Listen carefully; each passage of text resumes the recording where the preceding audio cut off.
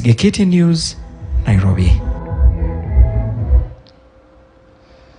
Na hisia mseto zimeendelea kutolewa na viongozi wa dini pamwe na wanasiasa katika eneo la kaskazini mwa bonde la Ufa kuhusiana na maandamano ya Jumatatu na Alhamisi kama yanavyoshinikizwa na Azimio la Umoja wa Kenya. Viongozi wameendelea kushikilia kwamba ni sharti upinzani usitishe maandamano hayo, huku maaskofu wakisisitiza pawe na vile majadiliano kuhusiana na pande hizo mbili. Elvis Kosgei na maelezo zaidi. MCAs wote kutoka joto la kisiasa limeonekana kuchemsha mambo katika eneo la kaskazini mwa bonde la Ufa, huku viongozi wa kisiasa wakiendelea kushikilia uzi kwamba ni sharti upinzani ulegeze misimamo yake mikali, kwa sababu wanajua mipango ya William Ruto na serikali ya Kenya Kwanza itaenda kubadilisha uchumi, italete bei ya chakula mnatupia kelele chini. Hii nchi inaenda kubadilika. Wanatafuta namna ya kudistract serikali ya Kenya Kwanza ili wasiendelee kufanya ile wanaenda kufanya, kwa sababu hawataonekana siku nyingine na watasaulika kabisa. Alafu uende usimamie barabara ingolewe, reli ingolewe, rails ya barabara ingolewe, tires zichomwe kwa barabara.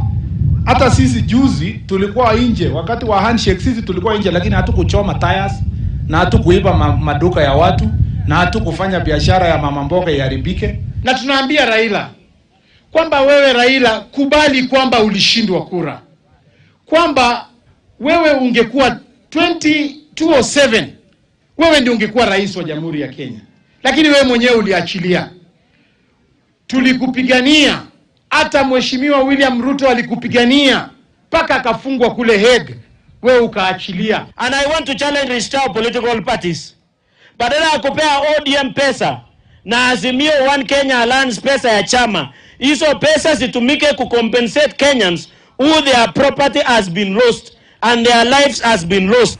Viongozi hao walisema kwamba maandamano hayo yamevuruga utulivu, uchumi na masomo katika janibu tofauti za nchi.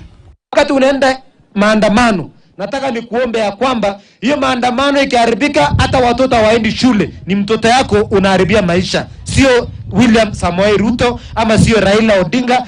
And they want to ensure what we are trying to uncover is disrupted by going to the streets. Wito ukiwa kwa kinara wa Azimio la Umoja wa Kenya Raila Odinga kukumbatia matokeo ya uchaguzi, na kila mtu afunge firago zake aende shambani. Hata mimi sasa hivi nikiongea hivi natoka shambani.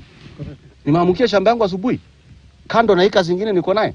Lakini ya mtu atuzungusha Nairobi na kufunja magari ya wenyewe na kusikia watu Nairobi wasifanye kazi ati kwa sababu mnataka nusumukate. We have a legit president of the Republic of Kenya. What we need to do, let us support him either by critiquing positively or either by ensuring that the president we have got a good environment for him to deliver and improve on the economy. Jioni watu ya kilala siasa.